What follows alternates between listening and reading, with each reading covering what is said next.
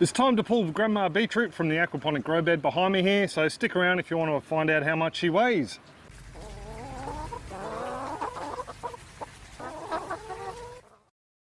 G'day folks, it's Rob here.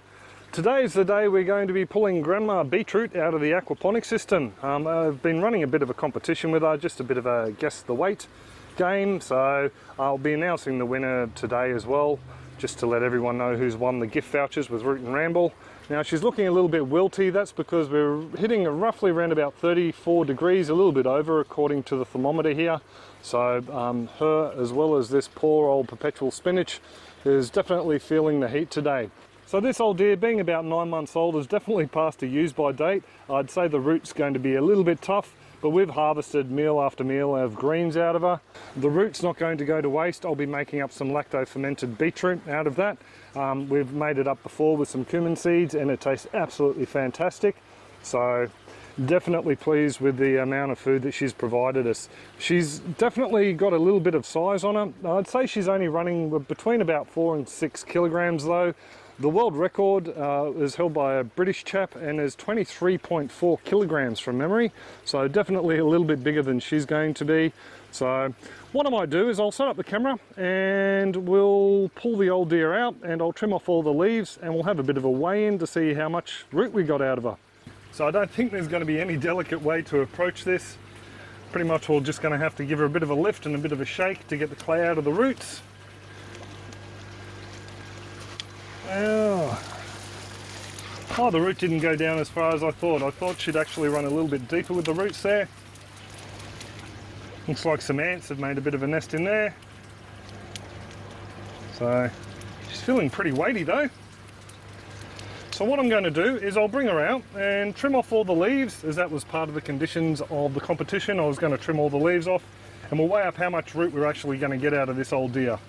So before we can throw her on the scales, I'm going to nip off all these greens, and just because it's so wilty, there's no point keeping them really. If we had chickens, they'd go in with the chooks, but yeah, be a few months before we get them back again. So there we go, most of the greenery's off. I might actually go grab some scissors and just tidy her up around the edges, I think.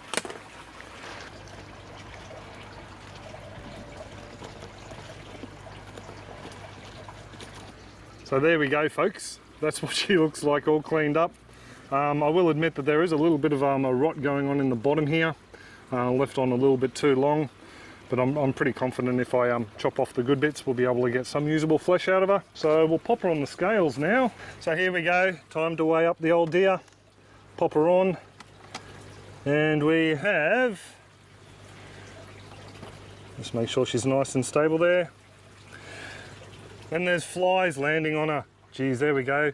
4,241 grams or 4.241 kilograms. So just going down the list here, I've got everyone listed in numerical order. And we have 424, yep. Elizabeth Kateri. So Elizabeth, congratulations, you're the winner of the $25 Root and Ramble gift voucher. I'll just get Roscoe, the adjudicator, to confirm. That's correct. That is correct. So congratulations, Elizabeth. So what I might do now is we'll cut the old deer open and we'll see how much of this is usable and how much I'll pop in the compost heap. So we'll cut this old deer open and we'll give you a bit of a look inside. I will warn you though, this end here is not going to be pretty. Probably should have taken her out at least a month ago, if not more, because there is a fair sizable amount of rot on this side. So what do you reckon, Ross? Go down or across? Chop her in half.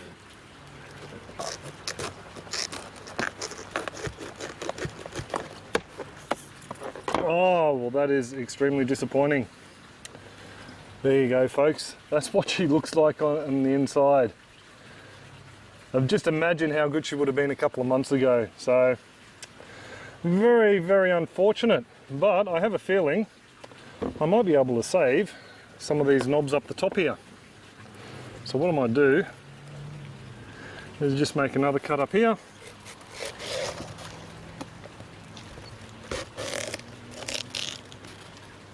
Go off on a bit of an angle. And it does look like it's not a complete loss. we will get a little bit of a harvest from this old deer. So I'll just chop out those little centre bits of rot once we're done. But I mean, that's still a nice little bit. Definitely not what I was expecting. Also looks like she's made a nice little home for some ants in there as well. So there we go, folks. There's the damage to the old lady. There's definitely, you know, a fair bit of rot through there. If I wanted to, I could probably, you know, shave off some little usable bits on the outside, but I'm not going to worry about that. We'll feed up either the worms or the compost bins with these section. Now, these bits here that are usable, I'm not sure that I would lacto ferment these guys. I'd probably be more inclined to boil them up and maybe make some pickled beetroot out of them, because yeah, there may be a few nasty bacteria lurking around in there. There you go, folks. There's a bit of a look, and as you all know, gardening isn't always roses and giant pumpkins. Sometimes you have a couple of failures like this. So it was a bit disappointing there was so much rot in the core of the beetroot, but you know, you get that. I've still got around about 1¼ kilograms of usable root out of it, and once we peel it off it will work out a little bit lower, but you know, we're going to pop it in a pot and boil it up, and yeah, any germs or bacteria or anything in there will be killed off. Just an interesting fact though, Ross pointed out what's probably a little black soldier fly larvae in there, so there are some good guys feeding on it. So you know, we're getting a feed, some of the beneficials are getting a feed as well, so you can't really complain. Also too, I mean, we took off hundreds of leaves through the season while she's been growing that we've thrown into salads and bits and pieces, so she has yielded quite a lot for us. It's just that the root side is going to be a little bit lower than what we thought we'd get. Now, I just also need to let folks know, especially you guys on Patreon, that there was another winner. We had a parallel competition over on Patreon for all our paid up Patreon subscribers, and it looks like Amphion has won with his guess of 4,450 grams, so congratulations, mate. For you folks who don't know about Patreon, Patreon is basically a subscription based site where I offer up a lot of exclusive content, and we hold monthly hangouts. Ross has been to a few, and we just chat about things aquaponic and gardening and urban backyard farming, I suppose. So if you want to check it out, there'll be a link below and there'll be a link at the end of this clip as well, and you can come along and get a bit of an idea of what we do over there. Just wanted to thank Chris from Root and Ramble as well for the fantastic service that we get every time we order these gift cards or the t-shirts. Check out the link in the description below if you want to see what other grow wear they have on offer over at Root and Ramble. So there you go, folks. Congratulations to Elizabeth and Amphion for their winning the gift vouchers. I hope everyone's patches are booming and your beetroot's doing slightly better than old grandma, and I will catch you next clip. Cheers, folks. Have a great one. Just to show you how I used up the salvaged beetroot, we ended up making some beetroot chips out of them. To begin with, I ran them through the thin setting on the veggie slicer. I think they came out roughly 2 to 3 millimeters thick.